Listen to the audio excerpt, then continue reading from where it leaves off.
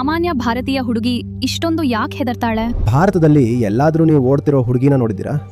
ದಿಲ್ಲಿ, ಬೊಂಬಾಯಿಯ ಕೆಲವು ಶ್ರೀಮಂತ ಏರಿಯಾಗಳಲ್ಲಿ, ಲೋಧಿ ಗಾರ್ಡನ್ ಅಂತ ಪಾರ್ಕ್ಗಳಲ್ಲಿ ಹುಡುಗಿರು ಓಡೋದು ಕಾಣ್ಬೋದು. ಅವುಗಳನ್ನು ಬಿಟ್ಟು ಇಡೀ ದೇಶದಲ್ಲಿ ಬೇರೆಲ್ಲಿ ಹುಡುಗಿ ಓಡ್ತಾಳೆ? ಅವಳೇನಾದರೂ ಓಡಿದ್ರೆ ಅವಳ ಹಿಂದೆ ಹುಡುಗರ ಒಂದು ದೊಡ್ಡ ಗುಂಪೇ ಓಡೋಕ್ಕೆ ಶುರು ಮಾಡುತ್ತೆ. ನಾನೊಂದು ಸಾಧಾರಣ ವಿಚಾರದ ಬಗ್ಗೆ ಮಾತಾಡ್ತಿದ್ದೀನಿ, ರನ್ನಿಂಗ್ ಅಥವಾ ಜಾಗಿಂಗ್ ಬಗ್ಗೆ. ಇನ್ನು ಅವಳಿಗೆ ಉಳಿದ ಕ್ರೀಡಾ ಸೌಲಭ್ಯಗಳು ಎಲ್ಲಿದ್ದಾವೆ ಅಂತ ಕೇಳಿದರೆ, ಒಬ್ಬ ಸಾಮಾನ್ಯ ಮಧ್ಯಮ ವರ್ಗದ ಪೋಷಕರು ಮಗಳಿಗೆ ಹೇಳ್ತಾರಾ, ನೀನೀಗ 3-4ನೇ ಕ್ಲಾಸಿಗೆ ಬಂದಿದ್ಯಾ, ನಿನ್ನನ್ನು ಯಾವುದಾದ್ರೂ ಸ್ಪೋರ್ಟ್ಸ್ಗೆ ಸೇರಿಸಲೇಬೇಕು ಅಂತ.